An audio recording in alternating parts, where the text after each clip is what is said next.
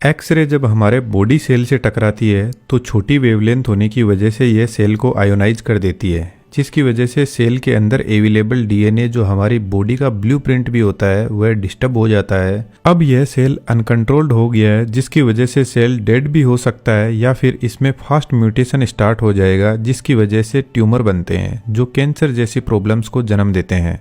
CT scan machine basically एक rotating x ray machine होती है और आपको जानकर हैरानी हो सकती है कि यह मशीन 1 सेकंड से भी कम टाइम में 1000 ऑफ सैंपल एक्सरे के कलेक्ट कर लेती है और एक 3D इमेज बनाई जाती है। मान के चलते हैं कोई पेशेंट है जिनके हेड में ब्लड क्लॉट जमा हुआ है जिसको ट्रेस करना है।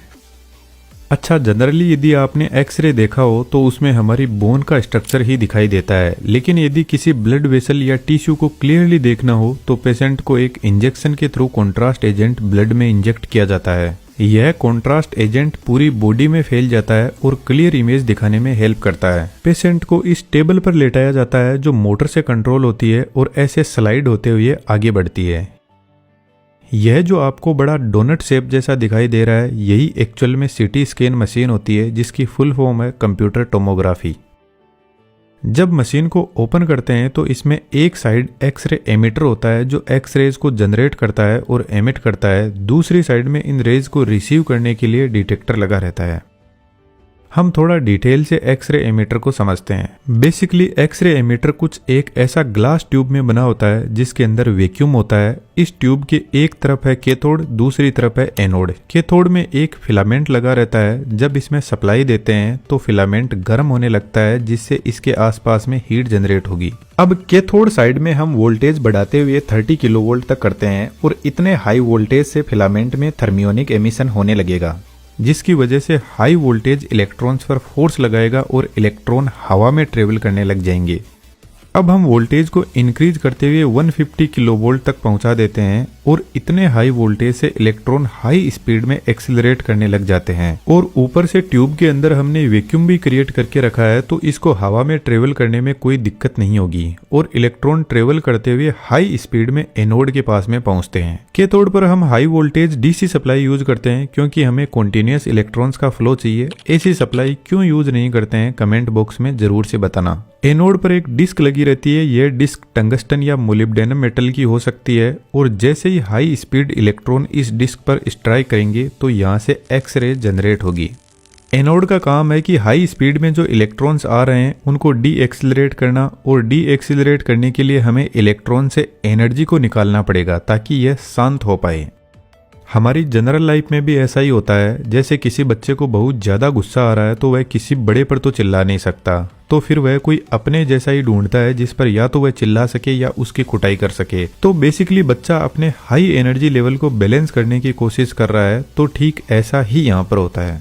जब इलेक्ट्रॉन एनोड से स्ट्राइक करेगा तो यह कुछ अपनी एनर्जी एक्स रेज की फॉर्म में रिलीज करेगा और बाकी remaining energy anode heat energy में बदल देगा। आपको जानकर हैरानी होगी, सिर्फ 1% एनर्जी ही एक्स रे में बदल पाती है, बाकी 99% इलेक्ट्रॉन की एनर्जी हीट एनर्जी में बदल जाती है। अब एनोड पर इतनी भयंकर हीट आ रही है, इसको मैनेज करना भी जरूरी है, अदरवाइज एनोड कितनी भी स्ट्रॉन्ग मेटल से बना हो वह मेल्ट हो सकता है। हीटिंग से बचने के लिए एनोड रोड के पीछे एक मोटर लगी रहती है जो एनोड को रोटेट करवाती है, जिससे आगे लगी डिस्क भी रोटेट करती है।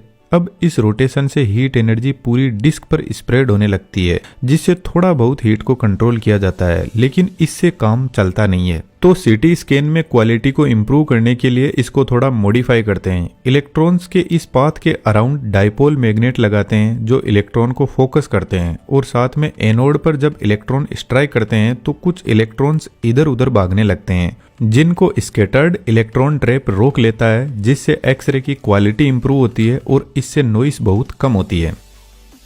अब एनोड की हीट को बाहर निकालने के लिए वाटर कूलिंग या ऑयल कूलिंग यहाँ पर प्रोवाइड की जाती है। अब एनोड डिस्क से जो एक्स रेज निकल रही है उनको कोलीमीटर से पास करवाया जाता है जो रेज को फोकस्ड एरिया में भेजने का काम करता है। सीटी स्कैन में एक्स रेज को कुछ ऐसे पतली स्लाइस में फोकस किया जाता है जिनका रीजन अभी आगे डिस्कस करेंगे। एक इम्पोर्टेंट बात मैं आपको बता देता हूँ, एक्सरे एक प्रकार की लाइट रे होती है, लेकिन यह हमें दिखाई नहीं देती क्योंकि इसकी वेवलेंथ बहुत ज्यादा छोटी होती है और इसी वजह से यह हमारी बॉडी से आसानी से निकल जाती है। अब बात करते हैं इसकी स्कैनिंग प्रोसेस की। मान के चलते हैं इस पेशेंट के हेड में कोई ब्लड क्लॉट जमा हुआ है। सीटी स्कैन मशीन पूरे हेड को एक साथ में स्कैन नहीं करेगी। सबसे पहले हेड के छोटे छोटे स्लाइस बनाए जाते हैं 1 mm से लेकर 10 mm तक। फॉर एग्जाम्पल जैसे एक्सरे सबसे पहले बस इतने ही एरिया को फोकस करेगी, जिसको स्लाइस नंबर 1 बोलेंगे, और इस स्लाइस को मशीन पेशेंट हेड के अराउंड रोटेट करते हुए चेक करेगी। जब मशीन एक स्लाइस को चेक करती है रोटेट करते हुए, तो मल्टीपल सैंपल लिए जाते हैं और यह सैंपल मशीन का कंप्यूटर सिस्टम कलेक्ट करता रहता है। एक्चुअल में एक्सरे हमारे शरीर के बॉडी पार्ट्स के साथ में डेंसिटी के हिसाब से रिएक्ट करती है। जैसे यदि कोई बोन आ गई तो बोन की डेंसिटी बहुत ज्यादा हाई होती है, तो एक्सरे इनको क्रॉस नहीं कर पाएगी। ब्रेन में जमा हुआ ब्लड क्लॉट की डेंसिटी ज्यादा होती है रिमेनिंग बॉडी में फ्लो हो रहे ब्लड के कंपैरिजन में, तो इस ब्लड क्लॉट से कुछ ही रेज क्रॉस कर पाएगी, कुछ रेज को ब्लड क्लॉट एब्जॉर्ब कर लेगा। और यदि बॉडी में कॉन्ट्रास्ट एजेंट इंजेक्ट किया गया है तो एक्स रेज को यह एजेंट एब्जॉर्ब कर लेगा, जिससे इस एरिया की रेज आगे पास ही नहीं हो पाएगी। एक्सरे ब्रेन को क्रॉस करते हुए दूसरी साइड में डिटेक्टर के पास में पहुंचती है, जो इन एक्स रेज को कलेक्ट करता है और वापस इलेक्ट्रिक सिग्नल में कन्वर्ट करता है। सिटी स्कैन में लगा डिटेक्टर हॉरिजॉन्टल और वर्टिकल ग्रिड पैटर्न में सेट रहता है, तो एमीटर से आ रही लाइट को यह अलग अलग पॉइंट पर चेक करता है कि कितनी पावरफुल लाइट आई है, कौन सी जगह पर, और कितनी वीक लाइट किस पॉइंट पर डिटेक्ट हुई है। बेसिकली यह एक तरीके से शैडो कैप्चर करता है एक्सरे की। इसको मैं आपको एक सिंपल एग्जांपल से समझाता हूँ। मान के चलते हैं यह कोई ऑब्जेक्ट रखा हुआ है, लेकिन असल में हमें पता नहीं है कि यह कैसा दिखाई देता है, और इसके एक साइड में एक लाइट सोर्स लगाया हुआ है और लाइट सोर्स के जस्ट ऑपोजिट साइड में एक दीवार खड़ी हुई है जिस पर इस ऑब्जेक्ट की शैडोज पड़ेगी। तो हम शैडो से अंदाजा लगा सकते हैं कि यह ऑब्जेक्ट किस टाइप का है। यह होता है हमारा नॉर्मल एक्सरे। लेकिन सिटी स्कैन में यह लाइट सोर्स और दीवार इस ऑब्जेक्ट के चारों तरफ हाई स्पीड में रोटेट करते हैं, और इस रोटेशन से यह लाइट इस ऑब्जेक्ट को हर एक एंगल से देखती जाएगी और पीछे दीवार साथ में इसकी शैडो कैप्चर करती जाएगी, जिससे हमें पूरा ऑब्जेक्ट चारों तरफ से 3D में दिखने लगेगा।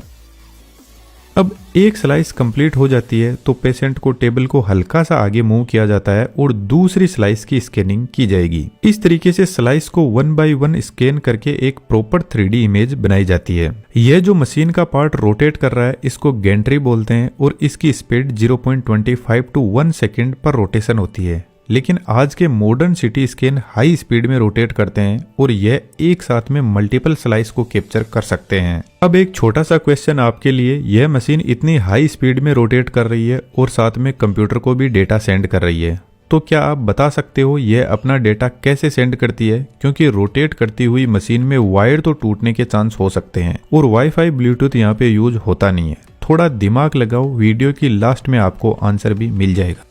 सिटी स्कैन को पूरा ब्रेन स्कैन करने में मात्र 1 से 2 मिनट का टाइम लगता है, लेकिन इस 1 से 2 मिनट में क्या कुछ होता है हमारे बॉडी सेल के साथ में, उसको समझते हैं। यह हमारा एक हेल्थी बॉडी सेल है जो अपनी मौज में जी रहा है। और अभी हमने डिस्कस किया था कि एक्सरे के फोटोन के पास में बहुत पावरफुल एनर्जी होती है और इस फोटोन की वेवलेंथ बहुत शॉर्ट होती है, ओनली 0.01 नैनोमीटर से 10 नैनोमीटर। हमारा जो बॉडी सेल होता है उसके पास में भी इलेक्ट्रॉन अवेलेबल रहता है। अब जब एक्सरे इस सेल से टकराएगा तो इलेक्ट्रॉन इसकी एनर्जी से बचने की पूरी कोशिश करेगा, लेकिन यदि एक्सरे के फोटोन के पास में ज्यादा एनर्जी हुई तो यह इलेक्ट्रॉन को लात मार के सेल से बाहर निकाल देगा, और जैसे ही इलेक्ट्रॉन यहाँ से बाहर निकलेगा तो सेल अब आयोनाइज हो जाएगा। अब यहाँ से जो इलेक्ट्रॉन निकला है यह फ्री हो जाएगा और आगे दूसरे सेल के पास में कहीं पर भी जा सकता है। लेकिन अब जो हमारा सेल है उसका पूरा बैलेंस बिगड़ जाएगा आयोनाइज होते ही। सेल के अंदर डीएनए प्रेजेंट होता है और डीएनए हमारी बॉडी का ब्लूप्रिंट होता है। जैसे ही यह सेल आयोनाइज होगा तो डीएनए में हमारी बॉडी की स्टोर्ड इन्फॉर्मेशन करप्ट होने लगेगी। अब इस हाई एनर्जी से या तो सेल पूरा डेड हो जाएगा, लेकिन यदि यह डैमेज ना होकर पागल हो जाए तो यह अनकंट्रोल्ड म्यूटेशन करने लग जाएगा, और इस म्यूटेशन से बॉडी के किसी पार्ट में ट्यूमर भी बन सकती है या फिर कैंसर जैसी भयंकर बीमारियों का भी जन्म हो सकता है, जो एक तरीके से अनकंट्रोल्ड सेल का म्यूटेशन ही होता है। और ठीक इसी तरीके से एक्सरेज बॉडी में अवेलेबल वाटर मॉलिक्यूल को भी आयोनाइज कर देती है, जिससे यह वाटर मॉलिक्यूल हाईली रिएक्टिव बन जाते हैं और यह water molecule DNA protein cell को खत्म करने लगते हैं। अब मेरे ख्याल से आप यहाँ पर डर गए होंगे कि एक्सरे या सीटी स्कैन करवाना चाहिए या नहीं। तो हाँ, शॉर्ट पीरियड में एक्सरे और सीटी स्कैन के साइड इफेक्ट होते हैं, लेकिन यहाँ पर कुछ इंपॉर्टेंट फैक्टर है जिनको आपको ध्यान में रखना चाहिए। एक्सरे की रेडिएशन को मेजर करने की एक यूनिट होती है जिसको बोलते हैं मिलीसीवर्ट्स। जनरली एक पर्सन पूरे साल में एवरेज 3 मिलीसीवर्ट्स रेडिएशन रिसीव करता है नेचुरल सोर्स से, जैसे कॉस्मिक रेज, रेडोन गैस से। तो सीटी स्कैन और जनरल एक्सरे में रेज की रेडिएशन कंट्रोल्ड वे में भेजी जाती है।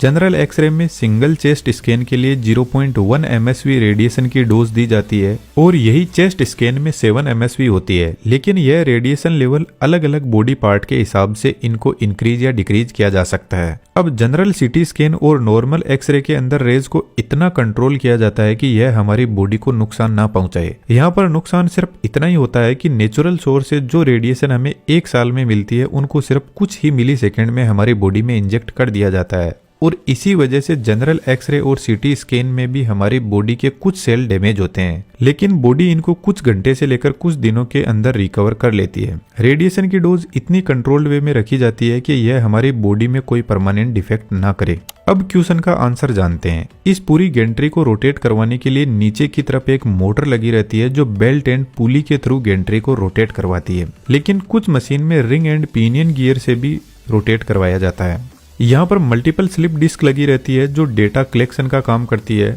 अब गेंट्री रोटेट कर रही है, लेकिन यहाँ पर लगे carbon brush continuously data collect करते रहते हैं और साथ में एक्सरे ट्यूब को पावर भी सप्लाई करते हैं। यदि आप ऐसा एनिमेशन सीखने में इंटरेस्टेड हो तो हमारे बेहतरीन एनिमेशन के कोर्स को ज्वाइन कर सकते हो, जहां हम AI और 3D से रिलेटेड और भी अपडेट रेगुलर देते रहते हैं। उम्मीद करता हूं आपको सीटी स्कैन और एक्सरे की कंप्लीट वर्किंग समझ में आई होगी। कोई भी डाउट हो तो कमेंट बॉक्स में जरूर से हमें बताना। इसके अलावा आप चैनल की मेंबरशिप के थ्रू हमसे जुड़ सकते हो। Thank you.